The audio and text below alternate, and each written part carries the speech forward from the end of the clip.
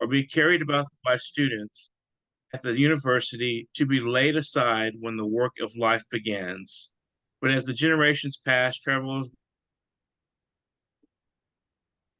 will hum them on the highway and men upon rivers. It reflects a benign sexism in one of Ireland's foremost poets. It simultaneously suggests the economic frailty of women in that time.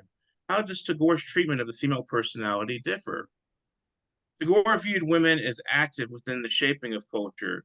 He wrote, "If education is a tool for human development, and if education is birthright of a human being, I do not understand how we can deprive the women from education." Tagore's female characters tend to have a strong and active role, and they also remain earthy and human. In The Gardener, he writes, "For my heart comes out and dances the image of my own desire. Gleaming vision flits on. I try to grasp it firmly. It eludes me and leads me astray. I seek what I cannot get. I get what I do not seek." In this work, lustful feelings appear problematic and insulting without the accompanying sense of friendship. Friendship is highly honored in this work as an end itself, rather than a means to an end. Tagore is beautiful for his humanness and dedication to enriching the social lives and responsibilities of others. He frequently engaged with the most important intellectuals of his time, including Einstein. In conversation with Einstein, he says, "The infinite personality of man comprehends the universe. There cannot be anything that cannot be subsumed by the human personality, and this proves that the truth of the universe is human truth." Here, he suggests that the human personality must be given free expression to seek and contemplate. This implies, in lieu of his statement about education of women, that the female personality also plays a pivotal role in shaping the human personality. Tagore says of love, "Love adorns itself. It seeks to prove inward joy by beauty." Culture is an expression of joy, of love, of the living human. Cultural works are principles, agents, catalysts, and the modus operandi of the content of human nature. In his own words, Tagore believes, "The human soul is on its journey from law to love, from discipline to liberation, from the moral plane to the spiritual. The differentiation of discipline and freedom, morality and spirituality is like the letter of the law is distinct from the spirit." This journey that culture offers is an adventure, is a quest of the finest sort, of which the higher human partakes in order to learn the truth of God. Such an adventure presents the creative act as exploration and perceives creativity and openness as the deepest resonances of the spirit. As the human form tasks itself in developing moral principles, it recognizes its own freedom. Through this freedom is its rebellion and distinction. Gore remains the sage of Bengal culture because he artfully protests wrong-headedness. His views were ahead of the period they developed within, proving that the mind of the human race has exemplary force. In this forthright and stalwart form of mind, Tagore speaks bravely to an age far in advance of its development. Thank you so much. Thank you, Dustin. Thank you. Excellent. Thank you, Dustin. Yeah, Madhu, over to you. No, Arindam, you. Over to you. Thank you. That was beautiful. You, in fact, touched upon every aspect of Rabindranath Tagore, the polymath. Thank you. I call upon the next speaker and I introduce her before I do so. Our next speaker would be Shomrita Urmi Ganguly. Hi, Shomrita. She's a professor and an award-winning poet.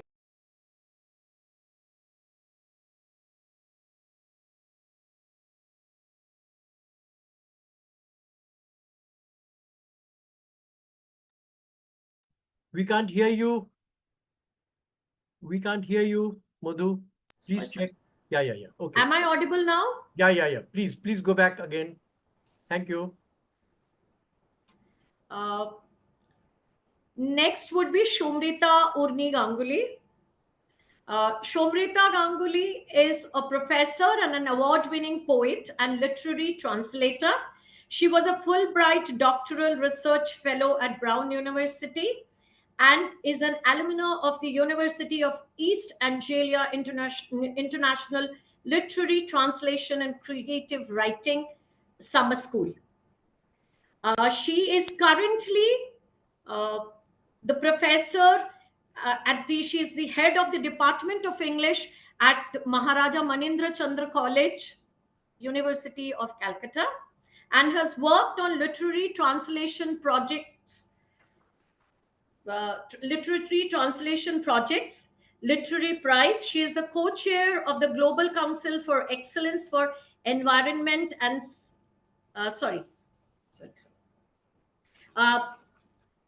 she worked on the literary translation projects with Room to Read USA and the National Center for Writing UK. Her work has been showcased at the London Book Fair, and she has read in cities like Bloomington, Bombay, Boston, Calcutta, Cove, and Delhi, and many more.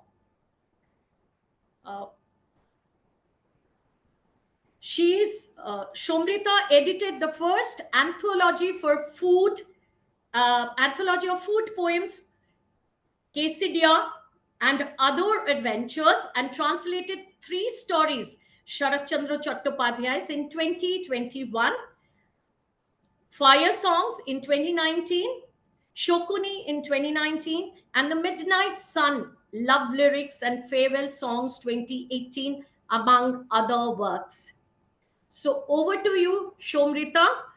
She is going to speak on Tagore's letter and eco-criticism, Tagore's response to nature. All of us know that Tagore's connect with nature began very young in life, and his first poem was written when he was about 7 odd years old. Just a couplet, Jol pore, pata nore, pagla hati matha nare.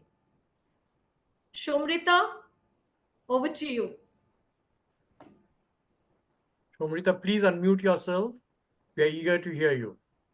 Namaskar. Thank you so much for having me here. Arindam, Madhu, thank you for that very warm introduction. For a moment, it wasn't about me, and I'm really excited to meet the person who it was about. So, so glad you brought up 𝐻𝐸Z𝐐𝐴 as well.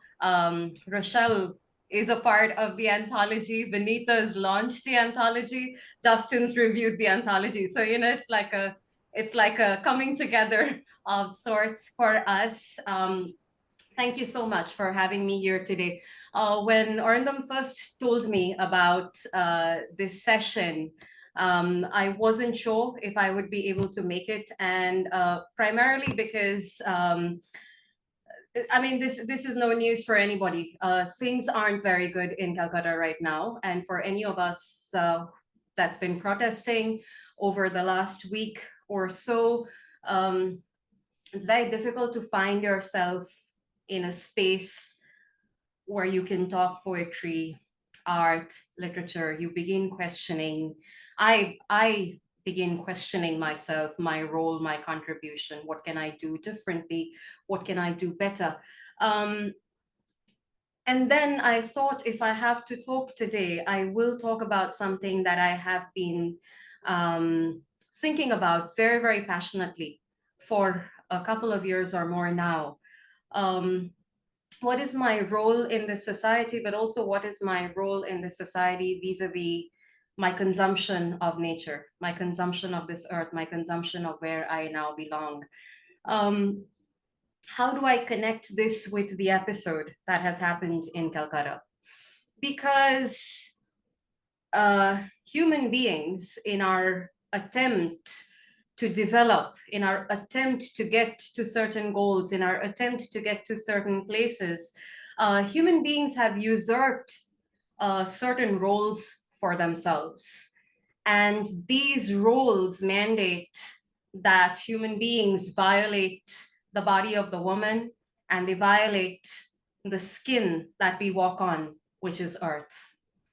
So this systemic violation of the woman's body, along with the violation of nature, helped me realize that it is probably not enough to be a feminist only, that I need to think about feminism through the eco-critical lens, that I need to think about women in conjunction with nature, human life in conjunction with nature. It was through that perspective that I re-entered Tagore, went back to what I had read before, started looking at it through the eco-critical perspective. And so for today's discussion, I thought I will read a few letters by Tagore, not very well anthologized, not often discussed, and try and highlight how somebody had this consciousness, not only in the early 19th century, that too, but also in his early 20s. So there is no excuse for us to say, oh, we are very young. There is no denying the reality of climate change that is staring at us in the face. So we will start with basics, because I know that this session is also recorded. All of us here are aware of this, but for a broader audience, what is eco-criticism? Simply put, it is the connection that we draw between literature and nature.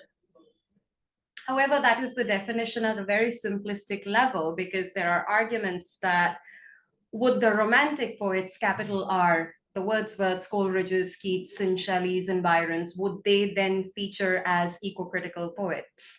I feel it is not only the writing per se, but the lens through which we are approaching this writing that makes the work eco-critical enough or eco-feminist enough. So if eco-critical readings are readings of literature to find out the kinds of connections that can be established through this text, through this work of art, then what is ecofeminism? These are the lines that we draw, the parallels that we draw between the woman and her lived experience, the woman's body and the body of nature, the body of this earth, the body of this planet. And therefore, as eco-critics, as eco-feminists, what we are trying to look at would be these capitalist patriarchal structures that are thereby going about dominating and destroying the body of the woman and the body of this earth. What does Tagore say about this? So what I've thought is we'll read a little bit from a letter, go back to the theoretical discussion, and so on and so forth. So I have made a list. I have an eye on the time, and we might or might not read all the letters I've listed, but we'll definitely read a few. This is something that Tagore wrote when he was aged 25. I'm looking for the page number. So October 1885. So Tagore is just about 24, 25 at this point in time. He's describing nature.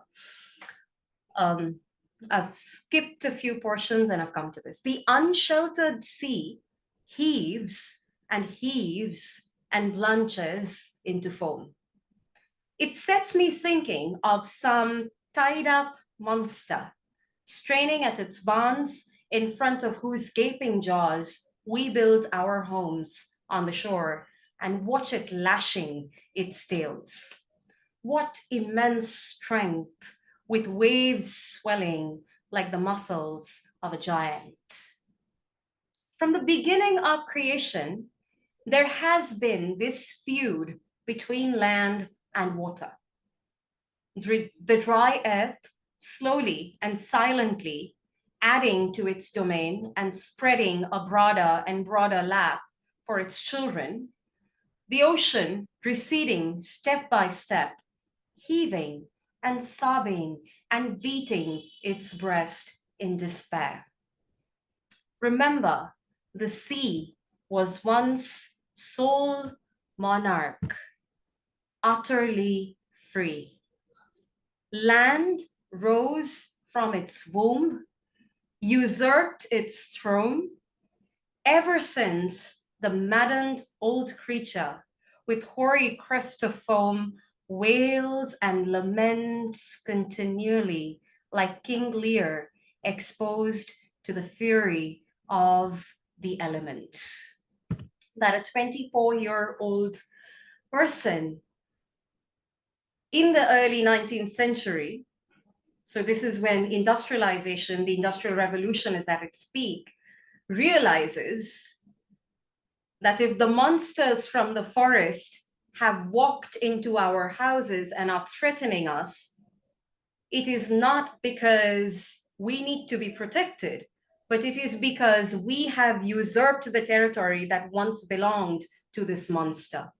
It is because we have built roads through these forests, through these jungles. It's because the land, as he says, has risen and pushed the sea which used to surround us like a girdle, back and back and back until it receded to a point of no return. Which takes me back to something that another favorite writer has said, Milan Kundera, Czech writer, and he says this in The Unbearable Lightness of Being. And he says, the book of Genesis, the first book, the book of Genesis says that God has created man and given him dominion over fish and fowl. And then Milan Kundera questions, but who wrote the book of Genesis? Was it written by a horse? Was it written by a flower? Was it written by a tree? Was it written by a rohu fish? In which case, is it possible that God did not create man to give him dominion over fish and fowl, but that man created God to legitimize the power that he has usurped for himself over fish and fowl? The day we realize that we are not living on earth only, but that we are made of earth, that there is no distinction in every religious system for those of us, for people that are religious, for people that are spiritual, or for, you know, the other half of the world, people like me that are probably not as religious, that are probably more prone to the sciences, that this body does not disappear, that this body did not come out of thin air. From dust we come and to dust we return.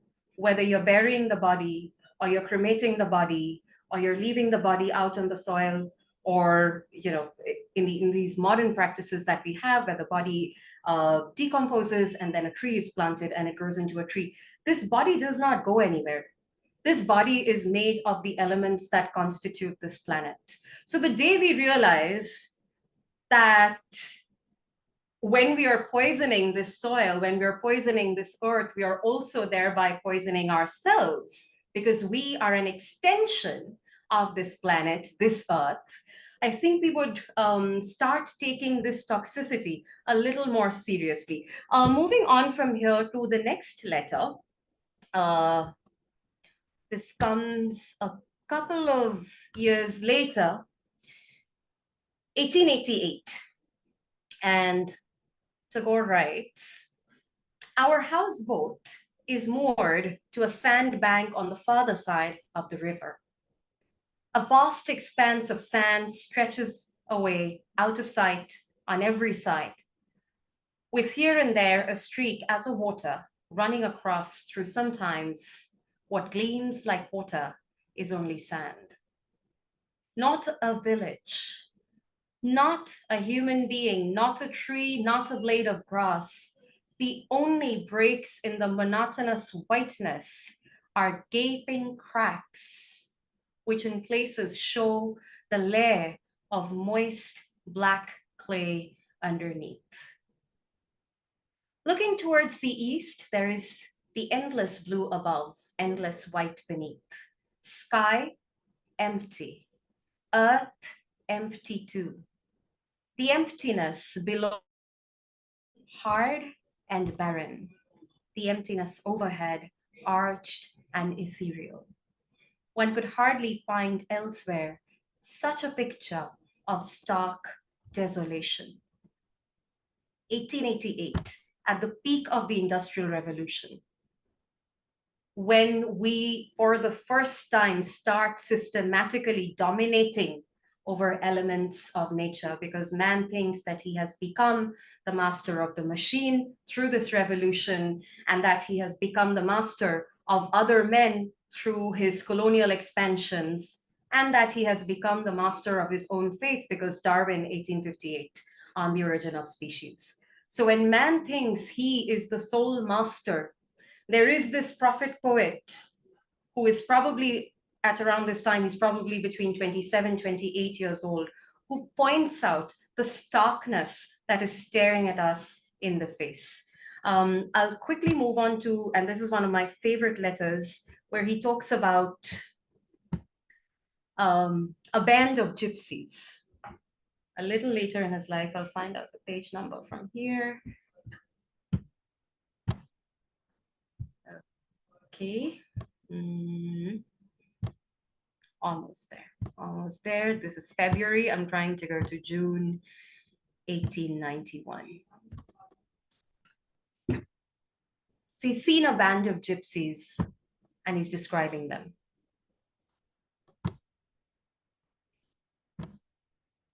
I will pick a section from here because this is long.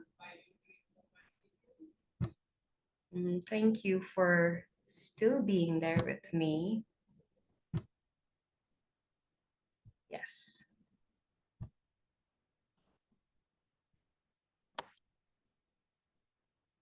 Nope, not really. I have found another one from June, but this is not the one that I want to read. Though this is also about his consciousness of nature. Okay, let's take a look at this one, and we'll find the gypsy letter in a bit. From the bank to which the boat is tied, a kind of scent rises out of the grass, and the heat of the ground, given off in gasps, actually touches my body. Yeah, let's look at that. The heat of the ground, given off in gasps, actually touches my body. He hears this world calling out to him, the world of nature. It's gasping for breath. And that breathlessness is something that this young man feels and comments on. I feel that the warm living earth is breathing upon me, and that she also must feel my breath. Not far off, there is a ferry. A motley crowd has assembled under the banyan tree, awaiting the boat's return. And as soon as it arrives, people eagerly scramble in. I enjoy watching this for hours together. It is market day in the village on the other bank. That is why the ferry is so busy. Some carry bundles of hay, some baskets, some sacks, some are going to the market, others coming from it. Thus, in this silent noonday, the stream of human activity slowly flows across the river between two villages. And I sat wondering, why is there always this deep shade of melancholy over the fields and the riverbanks, the sky and the sunshine of our country? And I came to this conclusion that it is because with us, nature is obviously the more important thing. The sky is free, the fields limitless, and the sun merges them into one blazing whole. In the midst of this, man seems so trivial. And I have found the other letter that I was referring to, I think. Yes, I have. But in the midst of this, man seems so trivial. So going back to the idea that human life,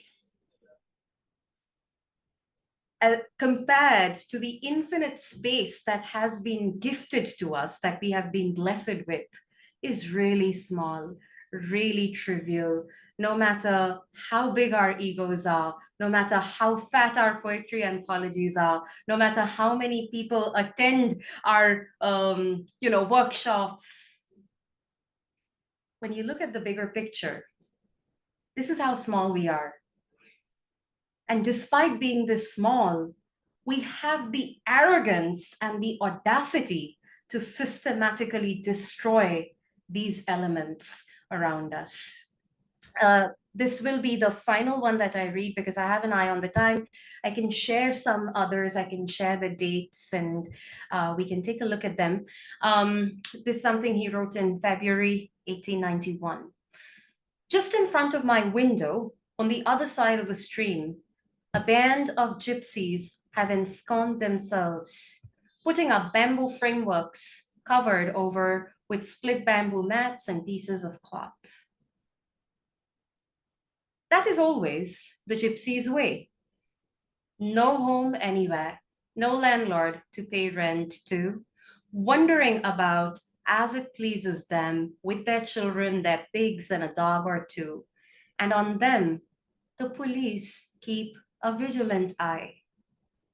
I frequently watch the doings of the gypsy family nearest to me.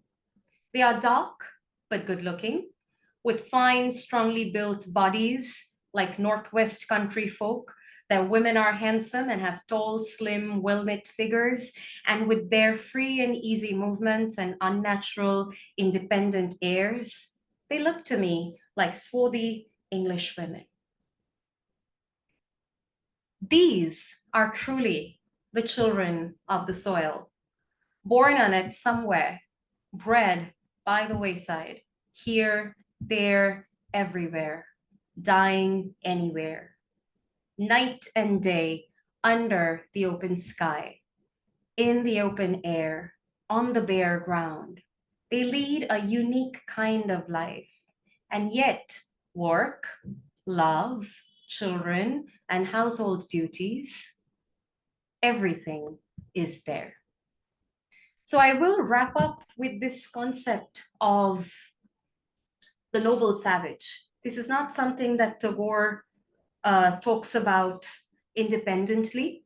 The concept of the noble savage has also been touched on by William Wordsworth, by Rousseau in The Social Contract, where he says, man is born free, but everywhere he is in chains. And who is creating these chains for man but he himself? So who then is this noble savage that people like Wordsworth, that people like Tagore envisage? Somebody who is able to live in close communion with nature. Somebody who is able to live in close harmony with nature.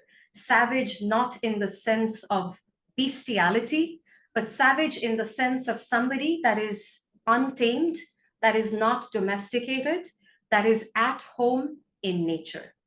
And then the nobility of the human soul shining through in that setup. Will we ever be able to get to that, given where we have, people might call it progress, I call it regress, given where we have regressed in terms of our relationship with nature? I do not know, but one can hope.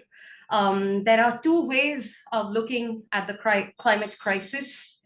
The first is fear, that you cannot deny that you have destroyed this planet in ways beyond repair. So hold on to what is left. But I try to look at the second way, because fear is not something that makes me work very hard. its beauty, to look at the beauty that this world has offered to us. And if this is not something that we can protect, then, well, it's a shame. There is no reason for us to call ourselves the most evolved of creatures. So I just wanted to take us back to the early 19th century, where in the Western world, the Industrial Revolution is at its peak. And in the Eastern world, Orientalism is something that people just start talking about at around this period. In the Eastern world, there is this poet, not just a poet, but a prophet poet, who is trying to give an alternative view of how life can be lived in close communion with nature. So thank you so much for your time. Thank you to SLF and Different Roots for the festival and for giving me this space. I hope we keep talking a lot more about nature, definitely not in air-conditioned chambers. I'm sweating. There are little changes that we can make in our own lives. It might not be much, but it's better than nothing. So thank you so much. Thank you, Shomrita. Very well presented. I'll now call Madhu. Please take over. Thank you, Shomrita. That was fantastic, giving us an insight into Tagore's consciousness and awareness of environmental degradation perpetrated by humankind that early. Beautifully presented. Thank you. I now call upon our next guest of honor, Dr. Anita Nahal. She is an Indian American author, academic. Anita has been nominated twice for the Pushcart Prize, 2022 and in 2023, and was a finalist for the Tagore Literary Prize in 2023. Anita has 4 poetry collections, 4 books for children, 1 novel, and 5 edited poetry anthologies published. Anita's poems have been anthologized in over 20 international anthologies, and hundreds have been published in journals in the US, Asia, and Australia. Her third book of poetry, What is Wrong with Us Kali Women, is prescribed as mandatory reading in Utrecht University in Netherlands. She teaches at the University of the District of Columbia, Washington, D.C. Welcome, Anita. Over to you. Thank you so much, Madhu. Thank you to Arindam for everything that he does, his myriad creative ventures, including the Santiniketan Literature Festival. Kudos to his team, Anumita Roy and Madhu Gangopadhyay. Before I begin, I want to congratulate both Dustin for his comments on Tagore's humanism and Sumitra's words about Earth and conservation. After all, we refer to Earth as Mother Earth, the only planet that we currently know as home. So we humans abuse women, each other, and our universal mother, our planet. So I have a lot of feelings brewing right now inside of me based on what has happened in Kolkata and what is, of course, happening around the world in terms of conflict and abuse generally. And also this festival, keeping this festival in mind. So please bear with me as I share these thoughts. And I know I have 10 minutes. I hope I can do it in some structured manner. First of all, for 2 reasons, the Santiniketan festival holds intrinsic value for everyone. One is the location, and second is its contextualization therein. The location of the festival, after its namesake in Santiniketan, which means peaceful abode, is located about 95 miles from Kolkata and was developed by Rabindranath Tagore, Rabindranath Tagore's father. And second, the festival is held on the grounds of Visva-Bharati University. The words imply the world connects and communes with India, a university which Rabindranath Tagore created in 1921 as Santiniketan. It's a beautiful, idyllic location, which I've had the pleasure of savoring through pictures on the net. It's indeed a privilege to be one of the guests of honor for this first online poetry reading gathering My respect for Rabindranath Tagore is deep-seated, not only because he was a prolific and great poet and novelist, short story writer, lyricist, painter, but because I'm a professional historian, besides being a full-time writer. I teach history at a university. So I view him from the lens of the late 19th and early 20th century reform movements and the Bengal Renaissance. While the movement we know began in Bengal, it captured the imagination of people in other parts of India as well, such as, of course, in Maharashtra, in the Punjab, with Arya Samaj. Rabindranath Tagore and his family were deeply steeped in educational reform, and he also explicitly rejected the caste system and untouchability in his writings.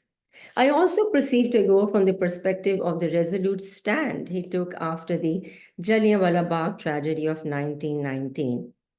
In protest, he later returned the knighthood which King George V had awarded him in 1915.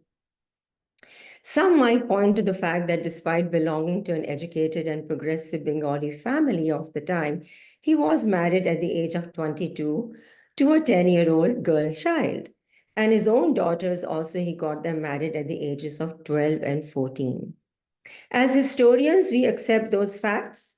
And as historian analysts, we deduce that sometimes we can be influenced by the emotions and vicissitudes of our times. Tagore was indeed conflicted on this issue. And as Ameya Sen said in an article in 2019, rightly or wrongly, Tagore associated the practice of early marriage or betrothals with the institution of extended families. However, he also hoped that the gradual weakening of extended families would seriously discourage early marriages, unquote. And in terms of the stands Tagore took, one of them indeed was women's education. In an article in the New York Times dated November 6, 1930, I'm just reading out the headline. Tagore asks chants for India's women, plans a university for them as key to country's future, calls schools defective, denounces educational system as alien to the life of people and designed for boys only. And so, as we know, his Visva-Bharati University came a few years after that with a mission to provide education for everyone. And of course, as earlier mentioned, many of Tagore's novels had independent, self-reliant women characters.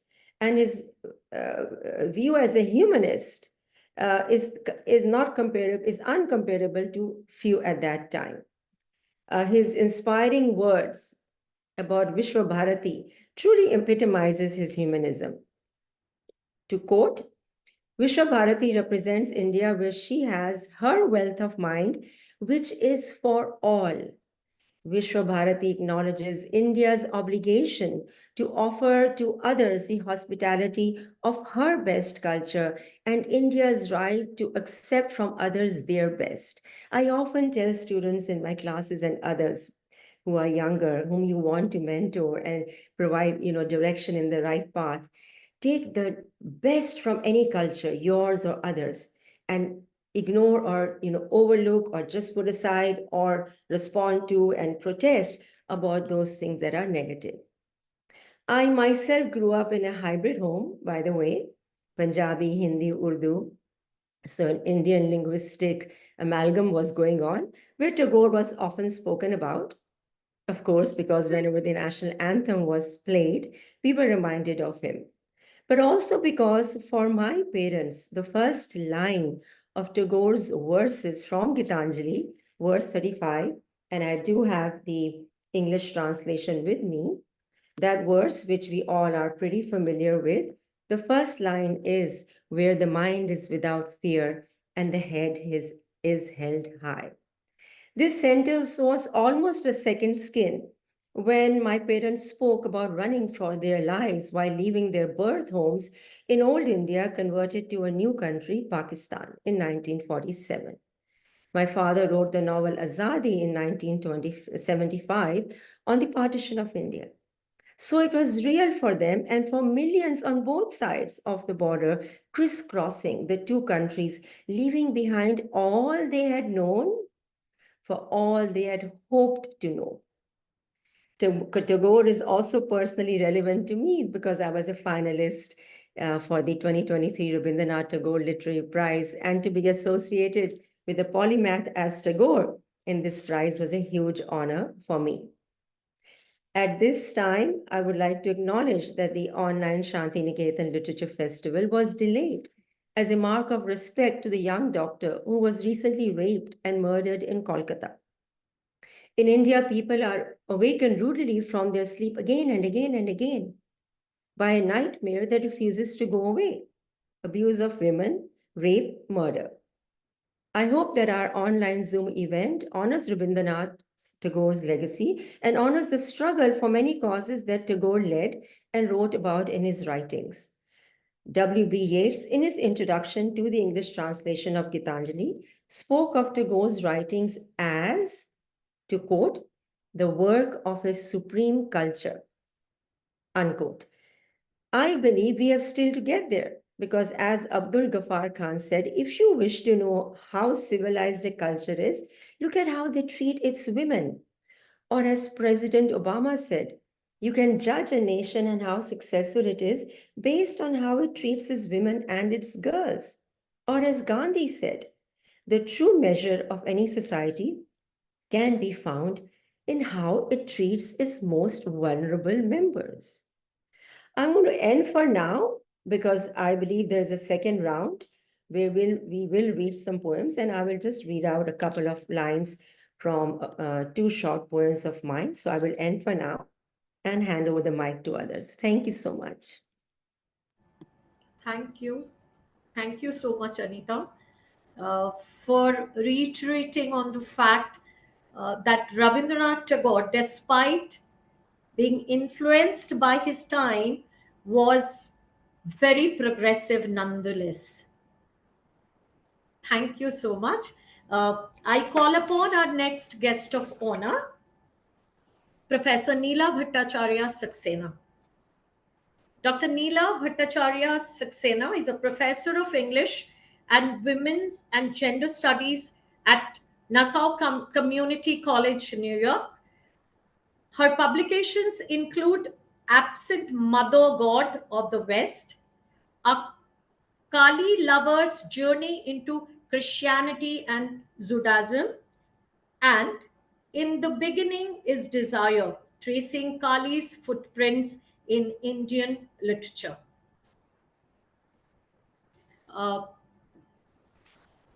Dr. Neela Bhattacharya, over to you, please. Thank you. Thank you so much. First of all, I am deeply grateful to Arindam, my classmate from Allahabad University, and I also see another classmate here, Smita, for including me in this wonderful gathering of people giving tribute to Tagore and also commenting on our current predicament.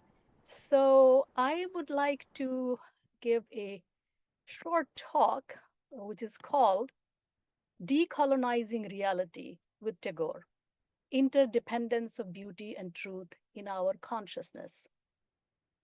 In a celebrated dialogue between Tagore and Einstein on July 14, 1930, Einstein posed a crucial problem, quote, whether truth is independent of our consciousness, unquote, and believed in the purely objective nature of reality. With an expansive understanding of human consciousness, Tagore replied, quote, what we call truth lies in the rational harmony between the subjective and objective aspects of reality, both of which belong to the superpersonal man, unquote. In an astonishing turn of events, Tagore's poetic vision seems closer to the knowable reality, which is quixotic and more like consciousness, as many scientists like Bernardo Kastrup, Donald Hoffman, and Federico Fagin are discovering. We may be on the cusp of a revolution where understanding of consciousness may become a scientific pursuit, and we will decolonize reality. In a world where external development has become the mantra of the day, The planet under the Anthropocene is in crisis. The transformation of consciousness with Rabindranath Tagore is worth considering. Religious perspectives affect how we see reality, nature, animals, vegetation, life, and death. That Professor Ganguly already talked about. At the end of their dialogue, Einstein had quipped that he was more religious than Tagore. For Einstein, when it came to the truth, an objective reality independent of the observer was crucial. Perception of an objective reality replete with separate different things that stand alone and get randomly impacted, like the billiard balls on a pool table, has been a staple of scientific thinking that arose out of European Enlightenment. It is not very different from a reality created by an external and exoteric deity who stands outside his created universe, observes it with delight or distaste, and sometimes destroys and starts again. Now, 100 years after, quantum science is proposing a completely different perspective on reality. Anthony Sudby points out, quote, "It is Tagore who attempts to support his position by rational argument, while Einstein simply states his position as a matter of faith," unquote, and shows that quantum mechanics is remarkably close to Tagore's view. Brian Greene, in 100 Years of Uncertainty, examines Einstein's lifelong discomfort with quantum uncertainties and asks, quote, "Can it really be that the solid world of existence and perception, in which a single definite reality appears to unfold with dependable certainty, rests on the shifting sands of quantum probabilities?" Well, yes, probably. The evidence is compelling and tangible, unquote. Deeply steeped in the Indic gynocentric milieu that I call the mother principle, Tagore was quite at home in the quixotic nature of reality. He was not invested in the pursuit of an androcentric certainty, but in the dance with Prakriti, the feminine principle, where truth and beauty are one. Aesthetics in its original sense, after all, is about our sensate life, our existence here and now. But poets have always been more at home with the feminine, no matter what their cultural conditioning may be. John Keats could effortlessly dissolve with his nightingale into a tender night and bathe in his negative capability.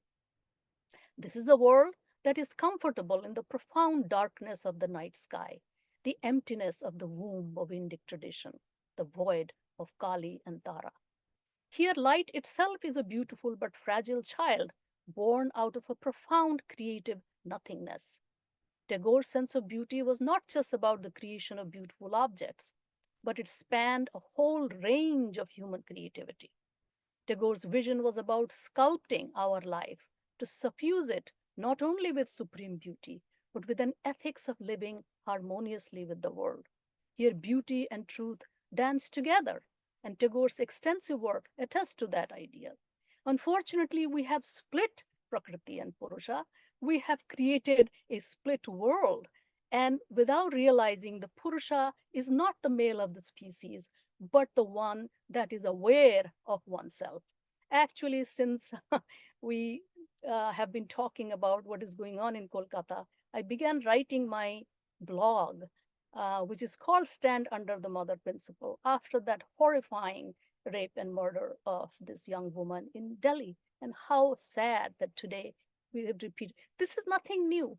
And I began writing, and I called No Country for Women because I invoked other traditions within India, where this completely different understanding of the dance of the two, the realizer and the realized, the Prakriti and the Purusha, Shiva, Shakti, Yin Yang. We have so many different ways of understanding it. And I find the same thing in many other traditions. Right now, I am, as you mentioned, my last book, Absent Mother God of the West, I went deeper into Christianity and Judaism, and I find the same dance. The Gnostic tradition, the Kabbalah of Judaism, everywhere that this beautiful dance. And since this going beyond nationalism, Dustin Pickering talked about going beyond nationalism, an understanding of our collective fate today under the Anthropocene. Obviously, for some misguided reasons, we thought we are separate from Prakriti. We thought that we can dominate, and the results are, of course, very clear today. So I hope that we can all today, whether east, west, north, south, wherever we are, whoever we are, whatever gendered capacity, we can no longer create a split world. We cannot create a battle of the sexes. We cannot create a dominating universe, because that's self-destructive. We will end up destroying ourselves if we more and more create these borders. And incidentally, since one of you also talked about the borders, right? We talked about partition. Dr. Nahal talked about partition. I am also a child of that. My mother's family had to flee what is now Bangladesh. And my very first published piece was called Border in the Courtyard, Partitioned India and My Mother's Home. So this creation of constant separation, constant of not just separation, but a kind of battling situation has brought us to this, absolutely critical situation. And yes, absolutely, the eco-criticism points out that how we have conflated the body of the woman with nature, with all that, and because we have thought, for some strange reason, we thought we were pure wine, Cartesian split, and all the things that I have written pretty much, quite a lot. But so I am again extremely, extremely grateful to Different Truths, to Arindam, and all of you here for this great privilege to participate in this gathering. And later I will share some of my own small forays into the world of poetry. Thank you very much. Thank you, Neela. Very nice having you with us. And Smita is also here. So thank you. And Madhu, please take over. Thank you. Thank you so much. I must say that this session is turning out to be very enriching and informative too. Thank you, Dr. Neela Bhattacharya Saxena, for telling us how Tagore believed in transformation of consciousness, and that he was a humanist and a rationalist who believed in the oneness of intellect and truth. Thank you. Now I call upon our next guest of honor, Vinita Agarwal. Vinita Agarwal's latest collection of poems, Twilight Language, won the Proverse Prize Hong Kong 2021. She has authored 5 books of poetry. She was awarded the Rabindra Tagore Literary Prize in 2018 and the 𝐿𝒐𝒐 Memorial Award for Literary Excellence USA in 2015, and a special mention in the Hawkers Prize in 2019. Her work was shortlisted for the inaugural 𝒏𝒄𝒉𝒐𝒍𝒊𝒌 Memorial Prize 2021. She co-edits the yearbook series of Indian poetry in English. She has edited 2 anthologies on climate change, Open Your Eyes, that was in 2020, and Count Every Breath in 2023. She is based in Indore, and her work has been widely published and anthologized. She is on the advisory board of the Tagore Literary Prize. She co-chaired for the Global Council for Excellence for Environment and Sustainability. She was one of the 20 poets to be featured in a documentary on Asian poets titled Deepest Uprising Made in Taiwan. Welcome, Vinita Agarwal. Over to you. Vinita Agarwal would be giving us an insight into the Museum of Tagore in Kalimpong, Ravindra Museum in Kalimpong. Thank you, Madhu. A very good evening, everyone. Thank you, Arindam, for this very kind invitation to be a part of the Santiniketan Literary Fest. It's always a pleasure to be associated with anything to do with Rabindranath Tagore. And I've chosen this topic today because I have childhood memories of this place. Many moons ago, when I was in class 4 and 5, I studied in Kalimpong in the St. Joseph's Convent. And then later, it was too early at that time to realize that Rabindranath Museum exists in Kalimpong. But later I came to know. And then it kind of occupied a soft space in my heart to think about my childhood. I'm very attached to this whole Darjeeling district and Kalimpong. And it was very, very heartening to know that Rabindranath Tagore had a summer home there. And not many people know about this. And I thought I'd like to touch upon it because it had this personal connect with me, and also because it's very interesting. And I'm going to share more with you on this. So the Rabindra Museum is a museum located in Mangpur near Kalimpong in the state of West Bengal, India. Poet Rabindranath Tagore stayed in this house in 1938 and 1939 at the invitation of poet and novelist 𝐿 Devi, the wife of quinologist Dr. M.M. Sen. Quinologist being somebody who studies quinine, which is used to treat malaria. And even now, but at that time in particular, malaria was a very big malaise in society. And so a lot of research went on in those areas because the cinchona bark was used for research. And Kalimpong is very famous for its cinchona plantations. So this little known Himalayan village was the much loved summer retreat of Rabindranath Tagore. Falling in love with the calm beauty of this Himalayan hamlet, Tagore spent many of his last years at Mangpur. He wrote his famous poem Janmadin at this scenic village. A tranquil little village in the mountainous Kurseong subdivision of North Bengal, Mangpur was a much-loved summer retreat of the Nobel laureate Rabindranath Tagore. 𝐿 Devi was herself a renowned poet and novelist who wrote the famous Bengali novel Na Honyate. She also recorded the poet's stay with her in her delightful book Mangpute Rabindranath, the English translation of which is called Tagore by the Fireside. The house where Tagore stayed overlooked sprawling cinchona plantations and a quinine factory. The bungalow had been allotted to 𝐿 Devi's husband, Dr. Manmohan Sen, who was the director of the quinine factory at that time. Delighted by the presence of the revered poet in their village, the locals of Mangpur celebrated Tagore's 80th birthday with great enthusiasm. On 𝐿 Devi's insistence, Tagore even wrote a new poem, the legendary Janmadin. The poet recited this poem over the telephone from Kalimpong to All India Radio Calcutta, where it was broadcast live all over India. Some of the evocative lines from this beautiful poem I quote, "In the dusk of this life, let me fill from the well of beauty and refresh for one last time my heart, body, and soul. Let me cast away all striving, all argument, all suspicion, all fame, all blind ambition." There is an interesting anecdote about this historic broadcast.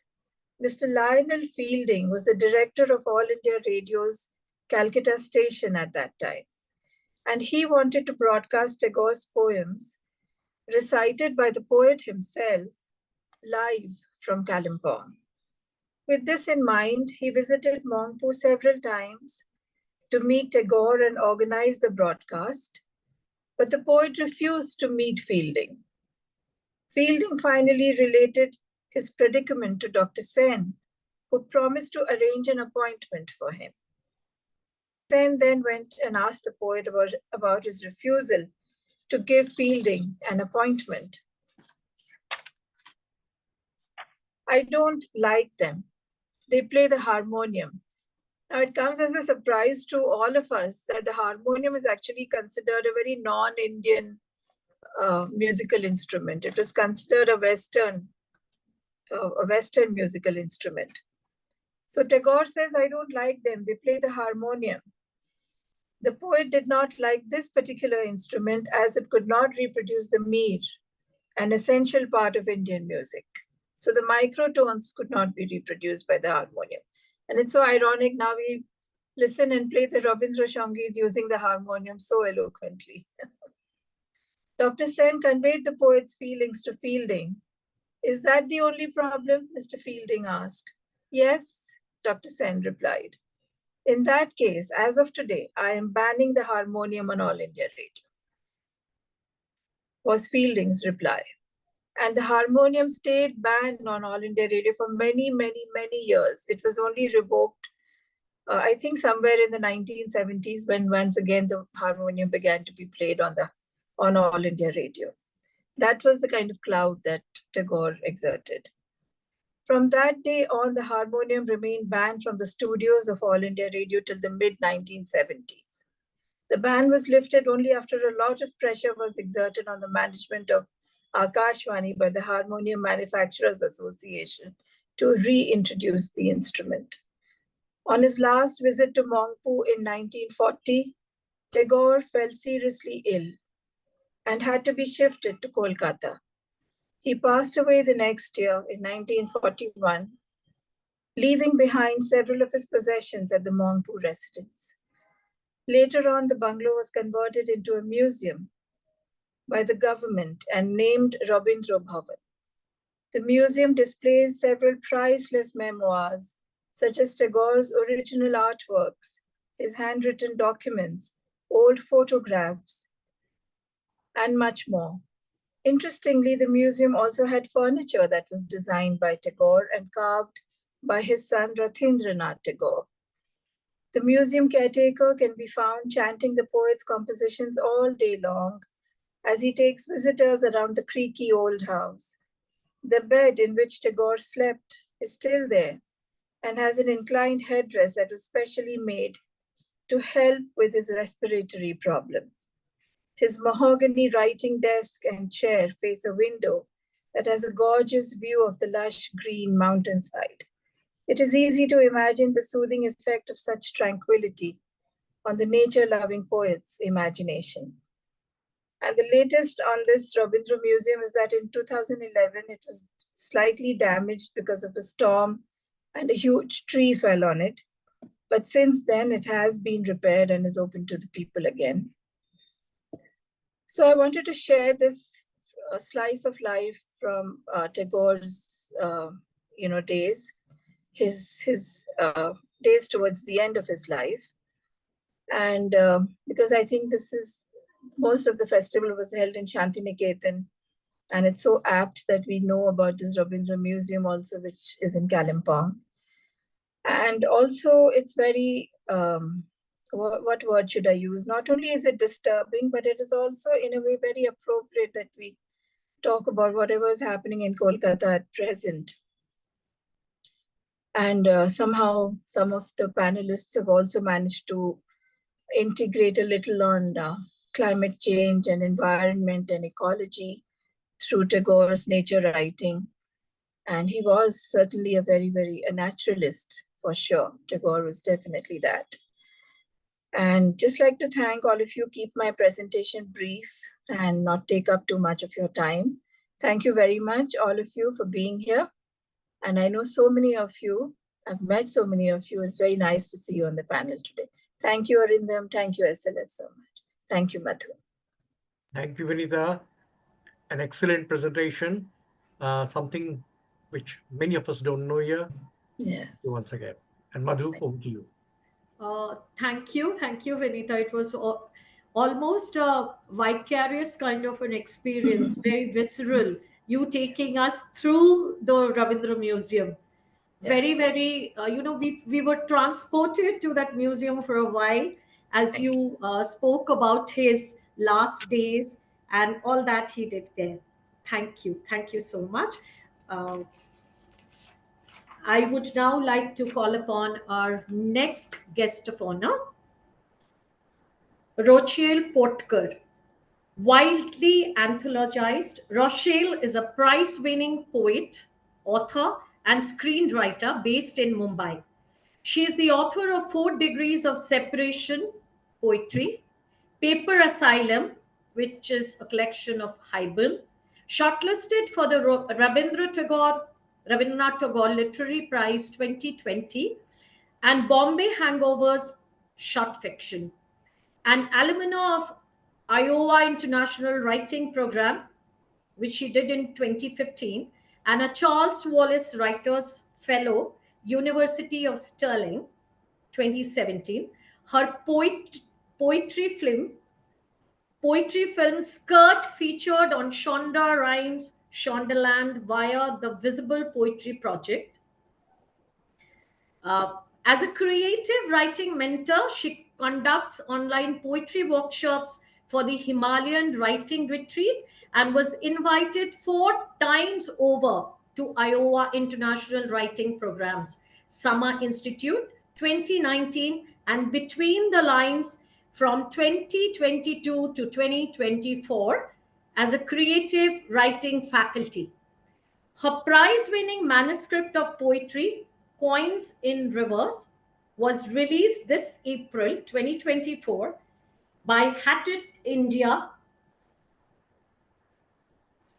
Rochelle will be talking about Rabindranath Tagore and today through 3 of his poems. Over to you, Rochelle.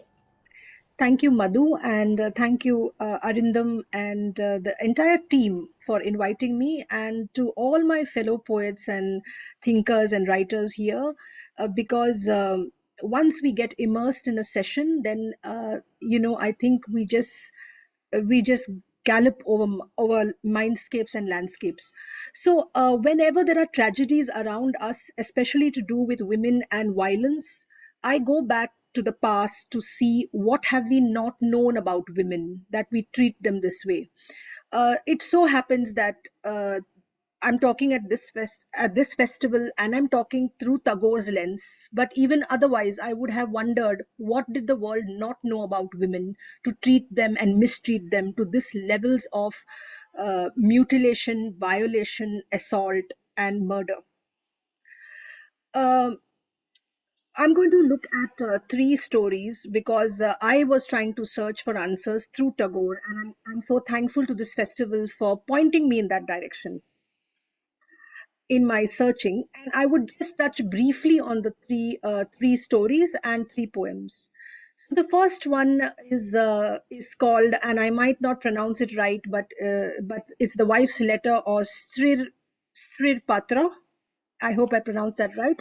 And it's the revolutionary tale of a woman who writes a letter to her husband, asserting her independence and rejecting the traditional roles of household. In this treatise, Mrinal, the protagonist, comes across as the strongest female character in Bengali literature at that time, and her letter reveals things about herself and how discerning she is. What is interesting is, of course, I read the letter in English translation, but I have few snippets of that letter. But what's interesting is she is supposedly a simple householder, and yet she's so discerning, almost as if she can view the world through the kitchen sink, through her kitchen window, and you get a view of the world looking through her window at her, and through her kitchen at the world. These are the 3 paragraphs only from the big letter, where she says, I am 𝒏𝒄𝒉𝒐𝒍𝒊𝒌, the second bride in your joint family. Today, 15 years later, standing at the edge of the ocean, I understand that I also have other relationships with the world and the world keeper. So I find the courage to write this letter. This is not a letter from your family's 𝒏𝒄𝒉𝒐𝒍𝒊𝒌, not from the second wife. And a little before this, she writes a paragraph saying, you have heard many things from me. This is addressed to her husband. And so have I from you. But we haven't had the space enough to write a letter. And I find this very beautiful, because that's what happens in relationships. We speak a lot, spoken word, but we don't have the space for other unsaid thoughts, undercurrents. And we think we've said it all, and we're all aligned, but we are not. There are so many spaces that are required to be captured in relationships. And Tagore understood relationships so beautifully. This is the second paragraph, where she says, your mother wanted desperately to make up for the plain appearance of the first bride with the good looks of the second, that is herself. Otherwise, why would you have taken all the time and trouble to travel to our distant village? In Bengal, no one has to search for jaundice, dysentery, or a bride. They come and cleave to you on their own and never want to leave. Another paragraph says, the wedding flutes wailed, settling the skies to moan. I came to live in your house. At great length, the women tabulated all my shortcomings, but allowed that, by and large, that I might be reckoned a beauty. And when my sister-in-law, my Didi, heard this, her face grew solemn. But I wonder what the need was for beauty. Your family didn't love me for it. Had my beauty been molded by some ancient sage from holy Ganga clay, then it might have been loved. But the Creator had molded it only for his own pleasure, and so it had no value in your pious family. And no, the rest of the letter is also as simple but so discerning of what a housewife sees, which is very interesting to me because a housewife has always been invisibilized in society, and she is the fulcrum and the crux of civilization, not only because she rocks the cradle and rules the world, because she shapes so many things. So to look from Renal's point of view of how she understands so much about relationships and also the virtue or vice of what she considers beauty based on what society considers beauty, because this is a definition we are constantly up against of what is beauty and ugliness in today's society, and why are women objectified to that levels that they are commodities, objects to be picked, to be used, to be consumed. We are still within the frameworks of what is beauty, what is property. The next story, because I'm aware of time, I would have deliberated a lot more, but the second story is such a deceptive story called Mashi, the aunt. This story is about an aunt, Mashi, who is Jatin's, who's Jatin's aunt, who's ailing. Now, while Jatin's wife, Mani, is also around, but she wants to go to celebrate a birth in her family. She doesn't take care of him at that moment, and it's Mashi who comes in to cover up for Mani, and understanding the situation, she lies to Jatin that no, Mani is very concerned about you. She does come to look for you or look after you when you are asleep, but I'm there. And Mashi takes care of Jatin, even if Jatin tells her that when I die, Mani is going to inherit all my property. Mashi takes good care of Jatin. And here we see the selflessness of the most invisible woman, because when a woman loves deeply and she's at home, she's almost invisible. When you realize that she was there is when she's not there.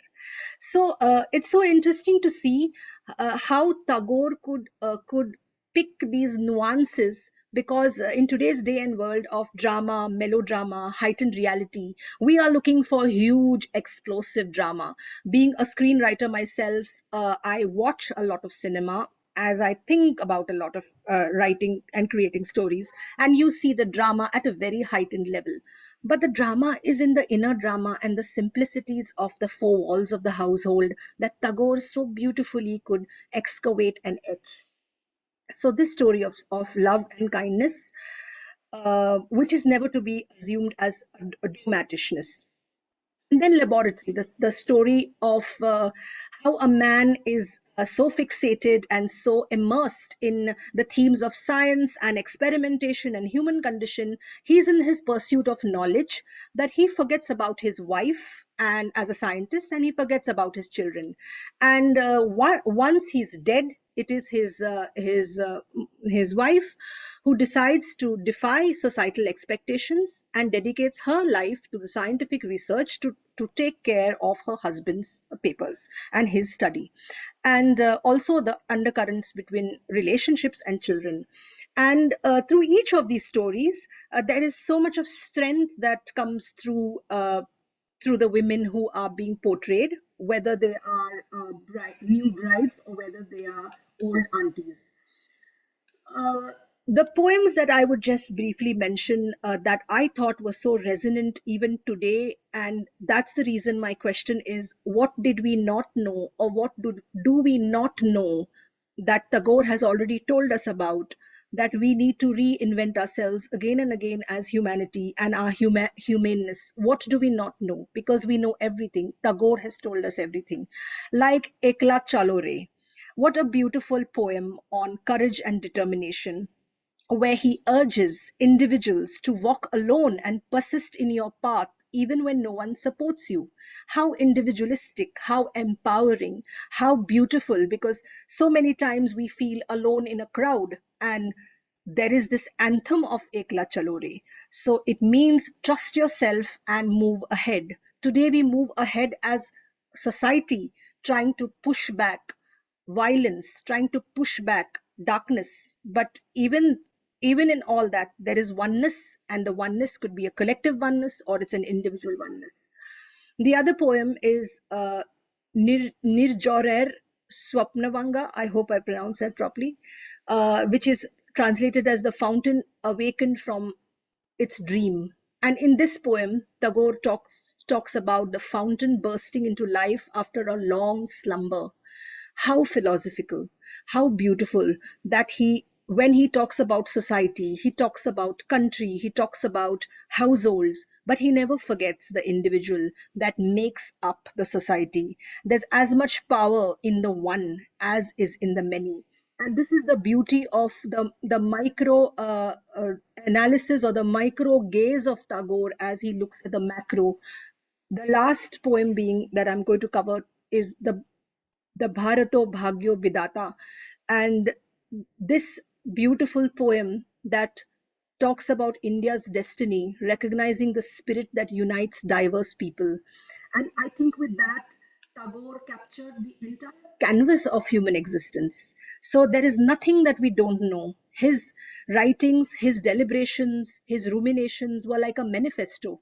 So it is surprising that such a big manifesto that we already have within our psyche, we have within our collective unconscious, within our personal unconscious. How can we go so wrong as a society when we attack and assault women, children, minorities, marginalized? So that is my question, and I happen to leave us and myself with that question. Thank you. Thank you, Rochelle. Excellent elucidation. Madhu, over to you. Thank you, Rochelle, for talking about Tagore's insight into the women's psyche and how he could understand their inner turmoil. He was really omniscient. Thank you. I call upon the last guest of honor for today, 𝐼𝐸 Janki. 𝐼𝐸 Janki is a Caribbean-born author of Indian ancestry, now settled in the USA. She began her writing career in journalism and is a 1985 graduate of IIMC, Indian Institute of Mass Communication, New Delhi.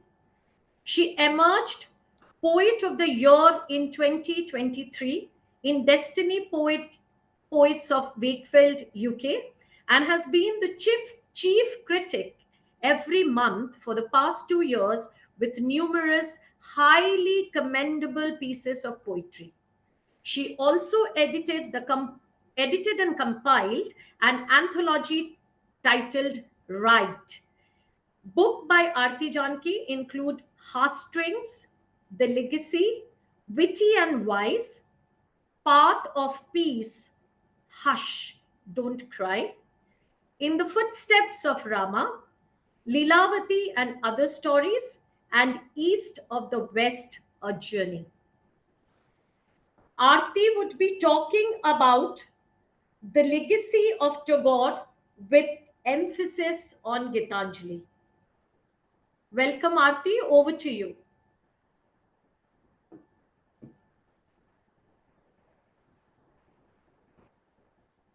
Hi, 𝐼𝐸. 𝐼𝐸, can you hear us? Please unmute yourself. 𝐼𝐸 is here.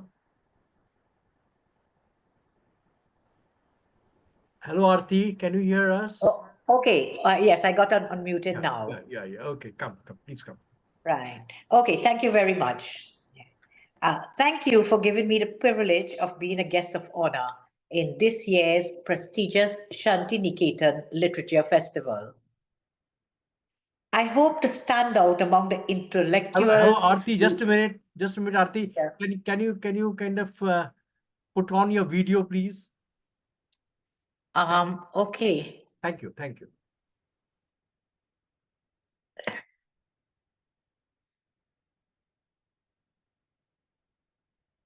Right. Okay. All right. Thank you for giving me the privilege of being a guest of honor in this year's prestigious Santiniketan Literature Festival.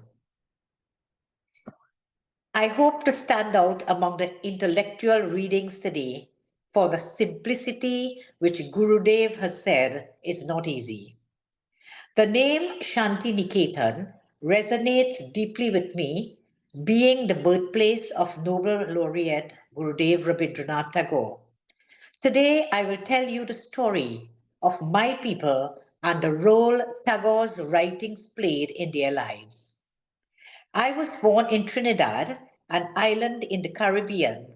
Shortly after independence in 1962, the Indian government began its diplomatic and cultural relations in Trinidad and Tobago, a twin island state.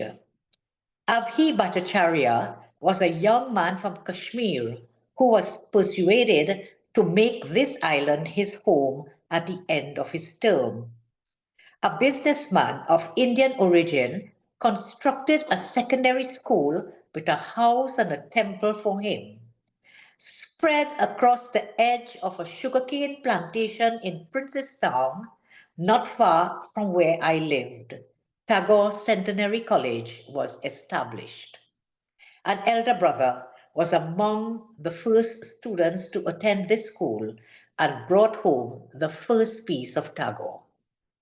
Where the mind is without fear and the head is held high, where knowledge is free, where the world has not been broken up into fragments by narrow domestic walls, where words come from the depths of truth, where tireless striving stretches its arms towards perfection, where the clear stream of reason has not lost its way into the dreary desert sands of dead habits, where the mind is led forward by thee into ever-widening thoughts and action, into that heaven of freedom, my Father, let my country awake.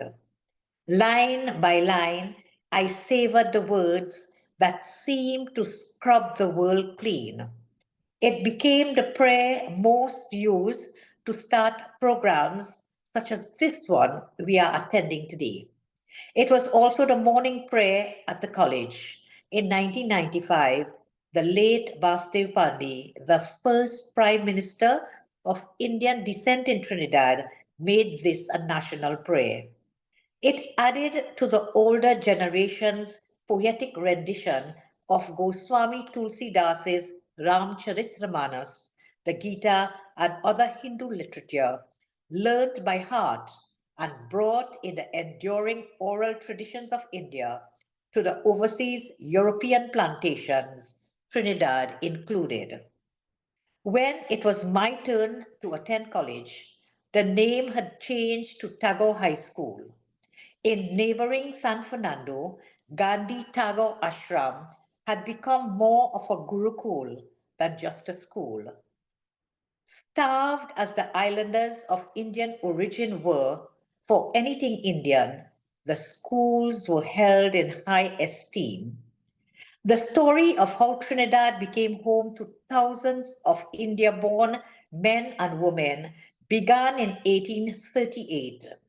Following the freedom of slaves in plantations owned by colonial governments.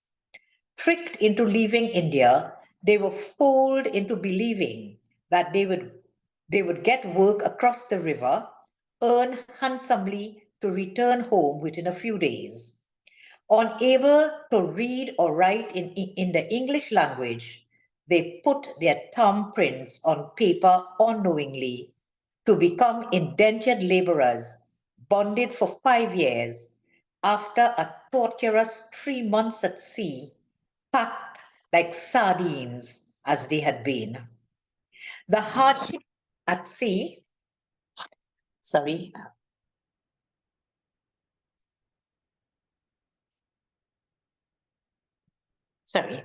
the hardship at sea created a bond among the survivors, making them 𝐩𝐻𝐸𝐵𝒐𝒍𝒊𝒌 in a brotherhood of the ship. They managed to stay whole by retaining their Indianness or way of life with innovations along the way. Slowly, the enslavement ended, and once freed from the brutality and oppression of the colonial system, they began to build homes for themselves. Villages were established and generations followed. My grandfather came from Jawanpur in Uttar Pradesh. My great maternal grandfather was born in Punjab. They were among those who fought and won rights to take their place side by side on the island that boasts a rainbow culture. Indian Heritage Month is now observed in the month of May each year, and on the 30th of May, the nation celebrates Indian Arrival Day as a public holiday. Rabindranath Tagore was perhaps the first Indian writer whose writings were translated into English and made available in Trinidad. While many conversed in the mother tongue, it was Bhojpuri that became prevalent in the English-speaking nation. Most of those who read the scriptures were self-taught, while others learned from oral recitation. Tagore helped to shape the new identity from illiteracy to advanced learning. Now an oil-rich nation, the Indians laid emphasis on sending their children for higher education. Doctors, lawyers, and other professionals marked the rise in the fortunes of the Indo-Trinidadians.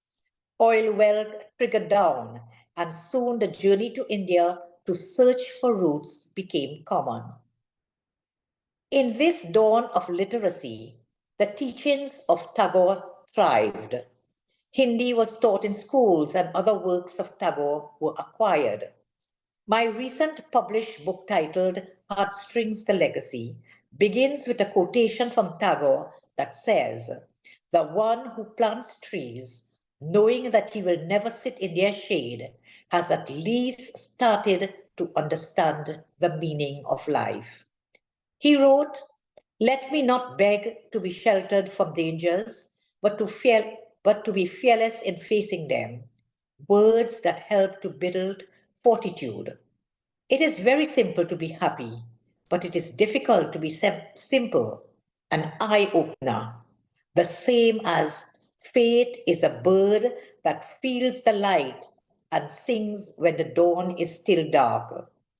His words shone the light of knowledge and made us wonder how he managed to keep such clarity, purity, and wisdom in his poems at a time when history was perhaps at one of its most darkest times.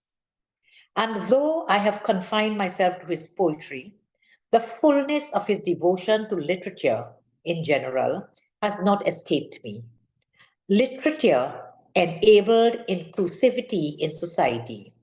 At a recent book launch, it was noted that as Indians living in Trinidad, we often had to leave our Indianness behind to enter the outside world. It is the writings in books written in the same language and design like most of the rest of the world that help in breaking the barriers between the home and outer society. To write, one needs to keep the finger on the pulse of the people to extract the essence of the emotion experience. Only then what is written can stand the test of time. The full volume of Tagore's words are staggering even in today's world filled with technology to help us read and understand. Poems, plays, short stories, songs, and paintings, each one par excellence. It was more than enough to enhance the identity of not just Indians at home and abroad, but to the whole of humanity. Gitanjali has been my focus today, and it has also been the gift I have received over 300 times. And each time I presented it to precious friends who welcomed this gift with the same enthusiasm and adoration. In my part of the world, Tagore's literature has certainly gone a long way in influencing another Nobel laureate, Sir Vidya Naipaul, while most of us take inspiration not just to write, but to live meaningful lives, to give voice to stories that abound and poetry that enhances the art of writing. Finally, India's national anthem, Jana Gana Mana, must be mentioned for all its encompassing, holistic qualities, taking from a song written in 1905 by Tagore. I thank different fruits for placing the limelight on Rabindranath Tagore. It seems to me that more focus is paid on literature outside of India, when words that carry the most impact is overlooked. Take, for example, the popularity of Shakespeare when compared to Goswami Tulsidas, who were both writing at the same time. Tulsi Ramayana is a world classic in Hindi, yet outside of religious literature, the epic poem of Tulsidas is underplayed.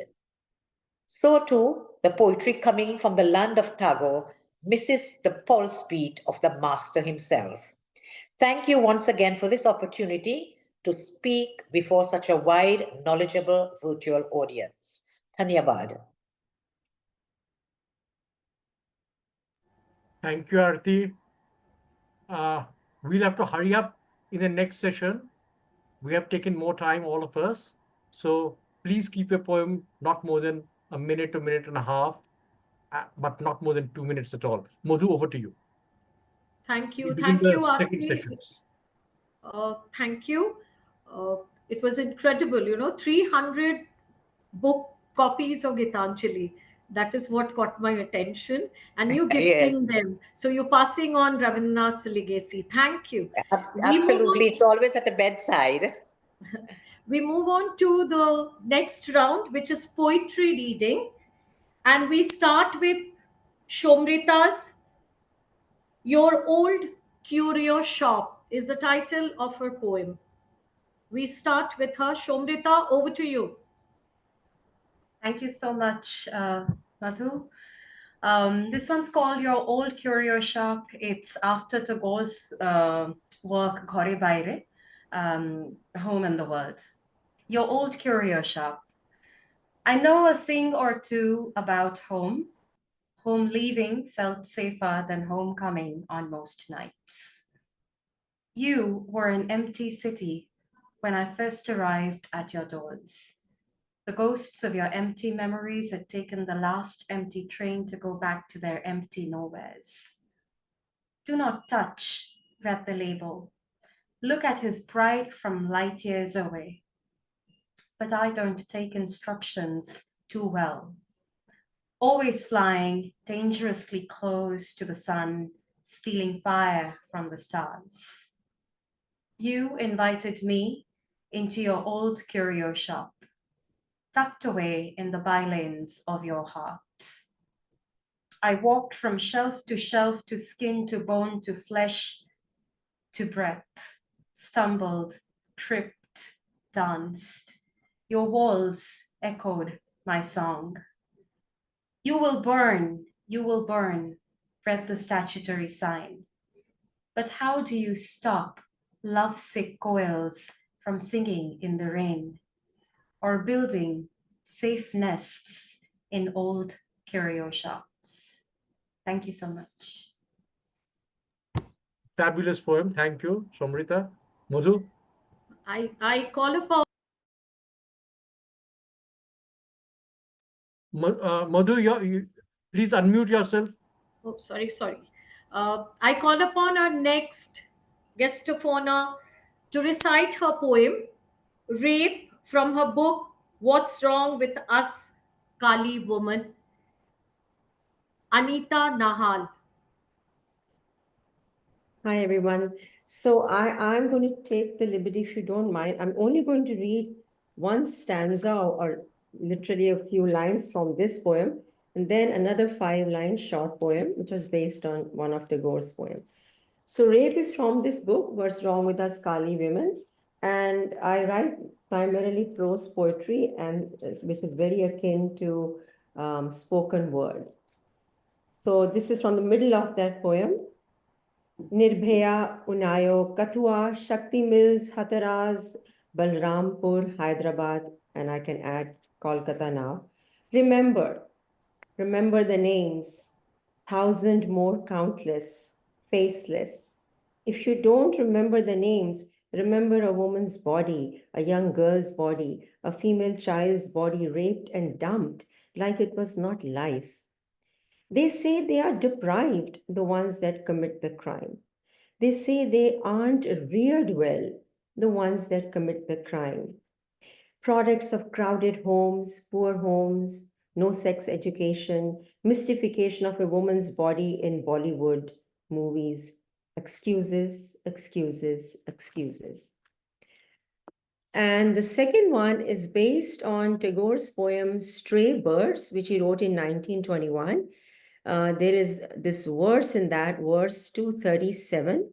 The actual verse was, the raindrops whispered to the jasmine, keep me in your heart forever. The jasmine sighed, alas, and dropped to the ground. So my 6-line poem picks up from there. It's a collection of 6 monocues. Monocues are haikus, but written in it's like a haiku written in one line in 17 syllables. My poem is called Mom and Her Motia, which is jasmine.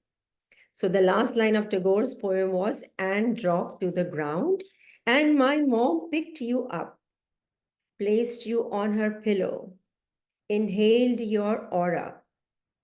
Tagore's raindrops smiled, sighed again, whispered, you are with a special soul.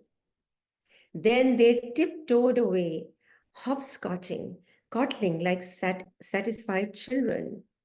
Shaking water off, mom made you her earrings. Motia aglow, heart soothed. Don't often find you in America. Adorning mom in heaven? Thank you. Thank you, Anita. Lovely poem. Madhu? I would now like to call upon our chief guest for this evening, Dustin Pickering, to recite his poem. Dustin, please, over to you. This is called Roseate Bloom. It kind of combines ecology with metaphysics. The evening swells into a harbor of benevolent care, caressed by lights from your fingers. These gates gladly accept your oaths. Heaven's door widely exclaimed the meager form, shadowy slumber. Roseate bloom forecasts in higher trembling, blush of the ancients, and cracks the gods' doubt. Youth will benefit from the winter rose, its deadened root blacker than tar. Cold dreams of dying at stairs weep. Thank you.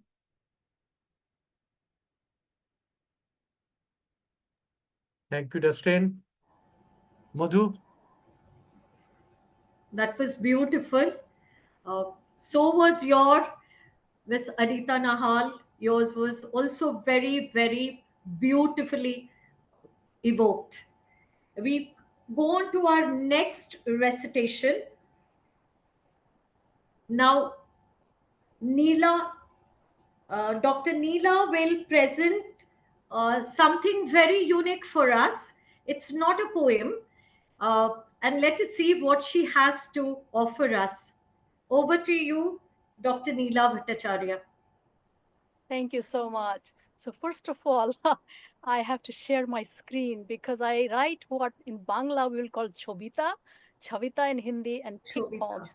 this have started to come spontaneously, and I want to dedicate. So let me first share my screen. You can share the screen from beneath. Can you see that? Yes, beside participant. yes. If you can click that. Yes, yes. So let me just make sure I have this, and bear with me. Okay, so here we go. Can you see that? Lovely. Okay. All right. So, well, I'm calling it Ohe Shundaro Mori Mori. This is one of Tagore's songs. And it's a tribute to Kavi Guru.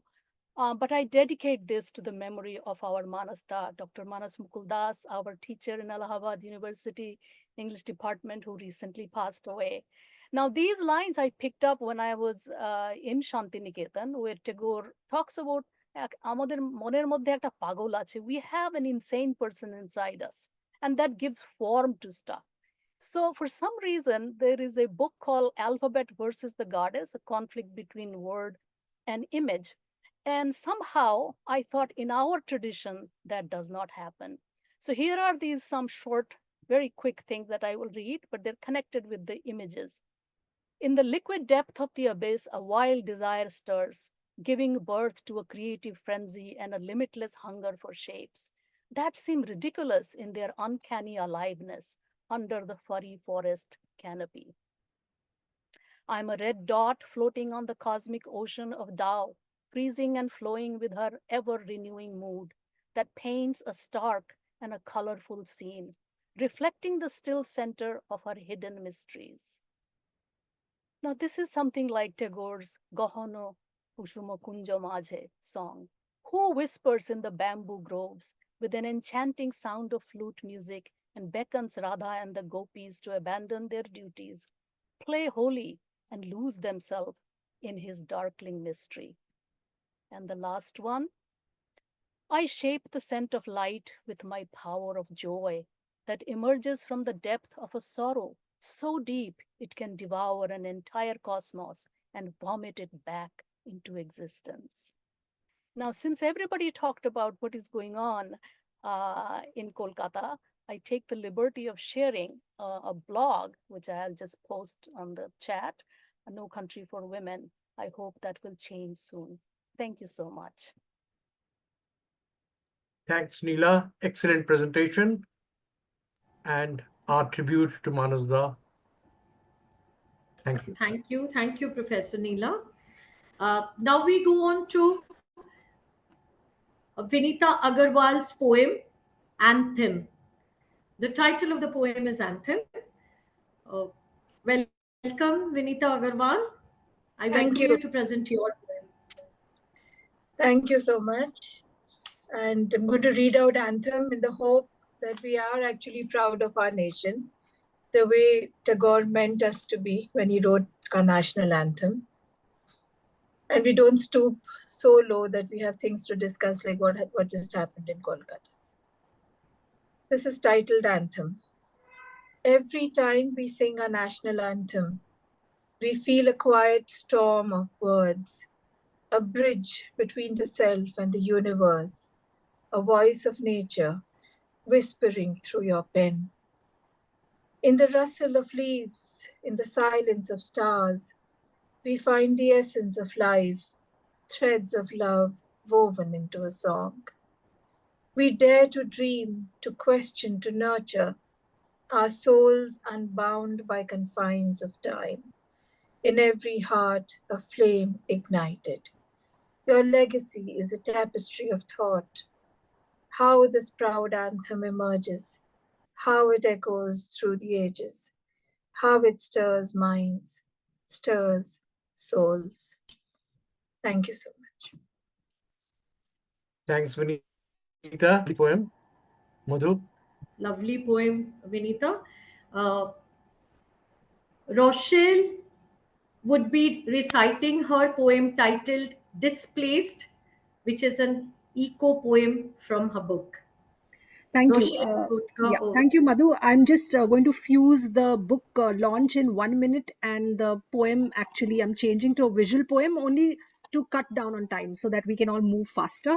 So this is my book, Coins in Rivers. It released in April of this month of this year by Hachette.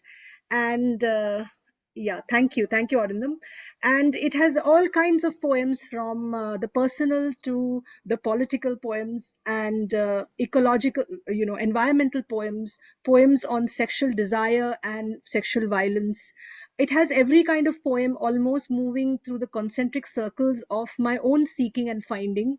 I find that this is the same thing that happens in all my books, that I start with the very personal, the very private, social, relationships, family, society, world, and even I have reached beyond the world, looking at the world through the gaze of an atom, as if I was first a woman in the city, then the citizen in the world, and finally an atom in the galaxy. And I think when we reach the stage, an atomic stage, we shed all our robes and signifiers of every kind: race, caste, religion, gender, and we become so neutral, we become so large and so small at the same time. And so it becomes very philosophical to look at life outside of your body and outside of life. So I have done all of that, and there are even poems that defy English, because I have decided, why should I be so respectful of the language, and why don't I bastardize it and have fun with it, and have misspellings in that, which gives my editor trouble in accepting it and saying this is wrong, and I'm like, this is right. And so I have done all those kinds of things in Coins and Rivers. What I'm going to present is one of the visual poems, and I'm just going to show it to you from here. I hope you can see. The page. Can you see the page? So this poem is actually a gradient. I'm explaining the visual poem because many of my readers have said didn't understand this very well. So this is the Me Too movement of India, and since we are talking about violence, I was talking about Tagore and the women in his stories. I thought, why not talk about this? The gradient shows three sets of middle fingering that the women are doing. The first middle fingering is, you can see it, right? I mean, a little bit. Yeah, the first middle fingering is a big one. It's on the x-axis. The x-axis has the men who are offenders in units, and the middle fingering is very large.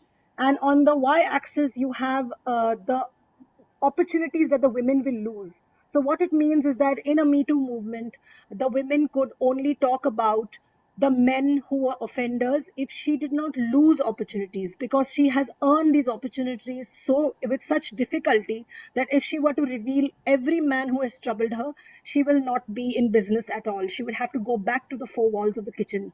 The next finger is a slightly smaller middle fingering for the opportunities she will lose and the men she can expose. And the last one here is a tiny middle fingering, because if she's losing every opportunity, she is the one who has to think so many times, because she's going to lose all that she's worked for one idiotic assaulter. So this is the poem that, for me, I couldn't have put it in any better way, because in what better way can I put a poem? Sometimes even the words fail me, and sometimes I thought the visual poem works. But otherwise, there are many poems in this book that don't follow visuality, they follow imagery. And I hope you do get some time and space and mind to read the poems if you pick the book up. It's called Coins in Rivers. Thank you. Excellent book, Rochelle. I've read some of the poems, and I intend to read more. Thank you. Over to you, Madhu. Rochelle, fabulous graphic representation of your ideas and representation of today's society. Thank you. Keep shining. The last on the list, not the least though, is Aarti Janki with her poem titled Gurudev. Aarti? Aarti, please unmute yourself.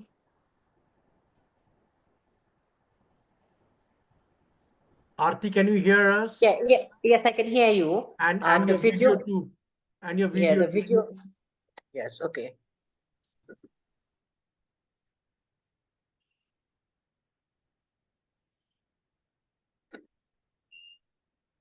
Okay, we're ready. Okay, so it is titled Gurudev, and it says, I found you first in my brother's voice, where the mind is without fear, a morning prayer. I found me in life of my life, the way I wanted to be. And purpose in give me strength, I read every day. Strength never to disown the poor or bend my knees before insolent might. Strength to surrender my strength to thy will with love. I saw the Taj Mahal rising above the banks of the river, a solitary tear suspended on the cheek of time. I followed the voice of your pen, knowing that you belong to me as I have belonged to you in previous lives, the only guru I needed. Like the Gita to others, Gitanjali is to me an invaluable guide, a constant companion. Every word of yours seems written for me, the institution of writing, where I am a perpetual student. Thank you. Thank you, Anita. That was beautiful. So we had some power-packed poetry reading here. Dr. Anita Nahal's poem was so inspiring, and all the poems that we read here today had a kind of fierce power in them. Thank you so much. Now I request Arindam Da to come and offer the vote of thanks. Before that, Rochelle, I would want Rochelle you has to launch the book. And Rochelle, She has already launched the book. oh, you have? Rochelle, Okay. Okay, just a minute. Does anyone want to ask any questions about the book or interact with Rochelle? We'll give you a few minutes. Anyone, it's an open house. Rochelle would like it also. So, her book is quite different from what we read. Her poems are absolutely wonderful. I've read some of these. And over to you. Anyone wants to ask anything? Very quick questions, very small questions and very small answers. I just wanted to congratulate you, Rochelle. I like the visualization of poetry. One of my previous books also had poem and the vision, it was not drawings, but they were pencil drawings of actual pictures that I took and I matched with the poems. So I totally understand, your vision, and that once you see and I'm a visual learner. So when you explain your poem, it really then brings the whole idea to the mind. And hopefully, as I'm sure you'll agree, that it will leave a deeper impact, on people, once they see it. So yes, thank you so much, Anita. Yes, I do agree that sometimes even words fail us writers and poets, and then you find a new way of saying it. So thank you. Correct. Yeah. Correct. Congratulations. Thank you. I think Amitabh Mitro, he's both an artist and a writer.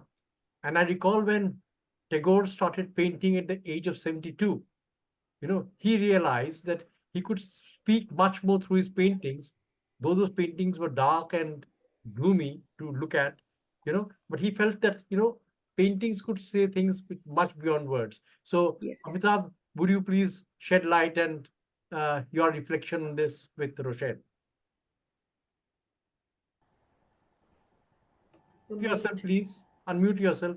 Amitabh, please unmute yourself.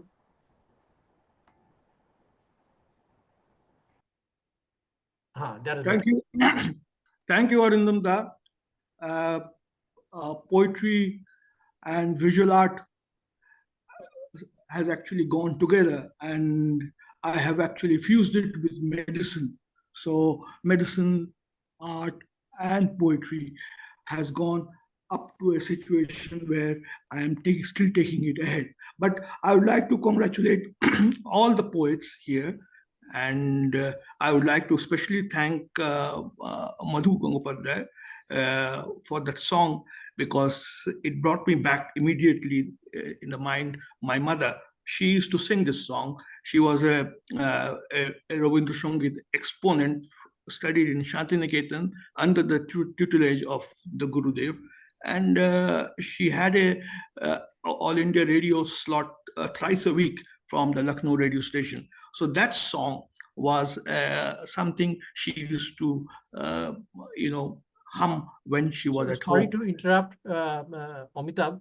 Can you keep it to Rochelle's thing? We're running out of time. Thank you. Okay. Okay, thank you very much. And of course, I would like to also congratulate Dr. Agarwal from Indore. We belong to the same Madhya Pradesh. I come from Gwalior. So anyway, I would like to go more than that. Look at this one. This is the Chambal ravines, and it's a charcoal on paper, and there is a poem which I have written. Here is a charcoal on paper with the Gwalior Fort. Very beautiful, very beautiful. Thank you, Amitabh. Can we have some of the questions, please? I will just, because everyone spoke about the visual poem, because I have 4 visual poems, I'll just talk of another one, which is very relevant currently because it's about women and men in society. I hope you can see this one. This went pretty viral last week because I happened to post it and it happened to resonate. I didn't even realize, because I keep sharing poems and sometimes they don't resonate at that time. This one resonated. It's a tilted Abraham Maslow's needs hierarchy pyramid, and we can see that it is unhinged by some monkeys. So we see at the top here there is this man who has transcended, because in the Abraham Maslow's pyramid, self-actualization and transcendence is at the highest point. So we see the man who has transcended here. The women are somewhere down on the rung, and some of them are pregnant, and there are these apes and primitive apes who are looking at her body in a very lecherous way. It is viscerally disgusting and nauseating. And you also see a hand here of violence and blood marks for all the sexual violence that happens in society. At the base of this pyramid, this tilted pyramid, you see 3 monkeys and you see ABC, because they do not even understand the ABCs of life or living. So man is divided into the evolved man who's transcending, and he has his back to society because he has no time. These are all the CEOs of the world and all the presidents of the world who are men and who decide things and who are at the apex. And then you have the women in the middle, because they have so many shackles pulling them down to the gravity that they never finish all their needs to reach transcendence, to reach self-actualization, to reach the room of their own. And then you have these monkeys and apes who are always surrounding them. And this is the misogynistic patriarchal society. So you have 3 different kinds of men. Because I feel when we speak about men versus women, we need to understand that not all men are, so many men are supportive of women. So many men are supportive of they are anti-discriminatory. They want to help out. Not everyone is against women, and at the same time, the people who are against women create the maximum shocking ripples. So I just realized that this poem, which was visual, and it was called Gravity because we are unhinging from gravity actually, just happened to resonate this last week because of the brutalization of Dr. Devnath. Thank you, Rochelle. Yeah. So we are coming to an end of this event, first day's event. Thank you, everybody. I'll now propose a quick vote of thanks. I thank all the participants today. I'm not taking name. It will shut down any moment. All of you are here. And I also thank everybody who was present during this session, including Amitabh Mitro, Prakash. I can see quite a few of them here. Urna, Smita, and Atrey. I'm just randomly reading names. Please don't feel offended that I'm not taking other names. I've seen all, and I really thank all of you for being here. And thank you once again. Thanks to Madhu And I need to thank Anumita Chatterjee Roy, Anumita Roy, who has done all the visuals for us, and she's silently working from behind. You know, she's that, what you say in Hindi, meel ka patthar, you know, the neev ka patthar or meel ka patthar, as you say, that you don't pay much attention to them, but they have an important role to play. Thank you, everyone, and good night. Thank you. Good night and good morning here. Take care. Good Bye. morning and good night wherever you Bye. are. Bye. Thank you. Bye. Thank you so much. Bye. Thank you, Bye. Madhu, for your great Bye. coordination. Thank you. Thank you. Song was absolutely fantastic, Madhu. Thank you. Thank you, Dustin. Bye. Good night. It will shut any moment, so I'm closing it. Bye-bye. Bye-bye. Bye-bye. Thank you, everybody.